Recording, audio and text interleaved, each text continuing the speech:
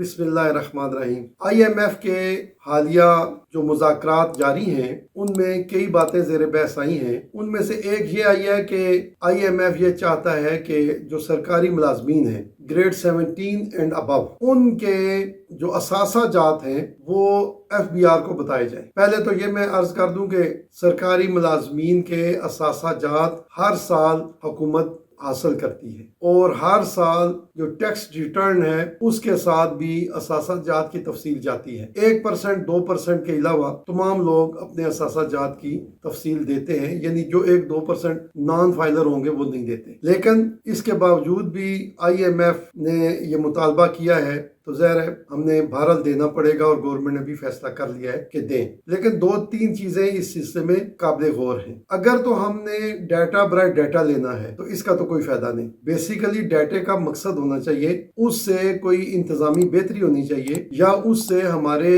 نظام میں کوئی اصلاح ہونی چاہیے۔ تو اگر حکومت کا یہ مقصد ہے کہ لوگوں کے ایسٹس کا جائزہ ہمیں لگ جائے گا، اگر خدا نخواستہ کوئی آدمی کرپشن یا بیڈ پریکٹسز کی وجہ سے پیسے بنا رہا ہے تو اس کا پتہ چل جائے گا، تو یہ تھیوریٹیکلی بہت اچھا ہے۔ لیکن سوچنے کی یہ بات ہے کہ یہ کیسے ممکن ہے کہ کوئی آدمی خدا نخواستہ بیڈ پریکٹسز بھی کر رہا ہو اور پھر وہ سارے پیسے اپنے اکاؤنٹ میں یا کسی اور جگہ جمع کر رہا ہو؟ ایسا نہیں ہوگا۔ بظاہر یہ لگتا ہے کہ اس ایکسرسائز کا کوئی بہت زیادہ ہمیں فائدہ نہیں ہوگا۔ جن لوگوں سے ریکارڈ لینا ضروری ہے اور جن پہ نظر رکھنا ضروری ہے وہ کون ہے؟ تمام وہ لوگ جو پبلک جگہ پہ بیٹھے ہوتے ہیں، جتنے بھی گورنمنٹ کے ٹھیکیدار ہیں، ان ٹھیکیداروں سے ڈیل کرنے والے ڈائریکٹرز، ان کے اکاؤنٹس اور فائنانس والے لوگ، جتنا بھی وہ پورا چین ہوتا ہے، ان لوگوں پہ نظر رکھنے کی ضرورت ہے کہ وہ لوگ کرپشن میں ملوث تو نہیں۔ جتنے لوگ پرچیز اور پروکیورمنٹ پہ لگے ہوتے ہیں ان پہ نظر رکھنا ضروری ہے۔ اسی طرح محکمہ مال کے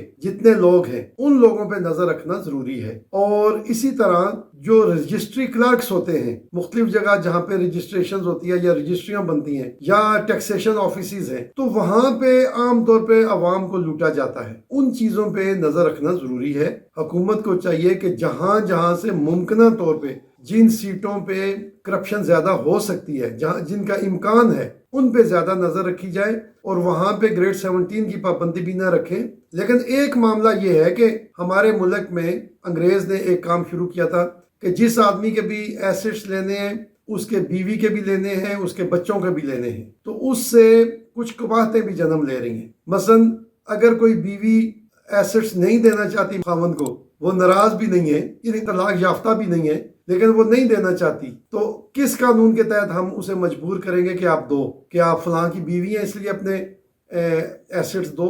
لوگ مجبوراً دے دیتے ہیں، لیکن شرعی طور پر اور اخلاقی طور پر جس آدمی کو ہم تنخواہ دے رہے ہیں، جو ہمارا بینیفیشری ہے، صرف ہمیں اس سے ڈیٹیلز لینے کا حق ہے۔ میاں اس کے بچے ہیں، اور بچے بھی ہو گئے، اپنے وہ کاروبار والے بھی ہیں، آپ اپنے بچوں کے بھی آپ ایسٹس دیں۔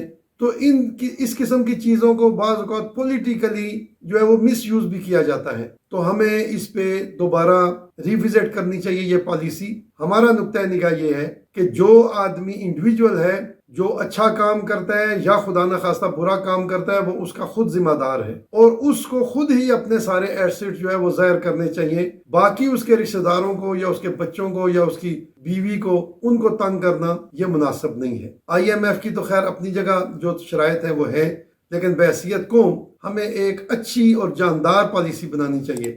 اسلامی نقطۂ نگاہ سے دیکھا جائے تو زکوٰۃ صرف اسی آدمی پر واجب ہوتی ہے جو صاحب حیثیت ہوتا ہے، صاحب مال ہوتا ہے۔ اگر اس کے بچے کے پاس کوئی تھوڑے پیسے ہیں بالفرض، وہ اگر نصاب سے کم ہیں تو وہ باپ کے پیسوں میں ایڈ کر کے زکوٰۃ نہیں لگتی۔ بیوی کے پاس اگر پیسے ہیں تو بیوی کے پیسے خاوند کے پیسوں کے ساتھ جمع ہو کر ان پر زکوٰۃ نہیں لگے گی۔ وہ الگ ایک انڈیویجول ہے، وہ جو بزنس کرنا چاہے، جو ایسٹس بنانا چاہے، اس کو قانون کے مطابق انفرادی طور پر ڈیل کیا جائے۔ تو ہم یہ سمجھتے ہیں کہ IMF نے جو شرط لگانی تھی وہ تو لگا دی، لیکن ہمیں اس پالیسی کو ریوزٹ کر کے اسے زیادہ ڈائنامک بنانا چاہیے، اور اسے ملک و قوم کے لیے مفید بنانا چاہیے۔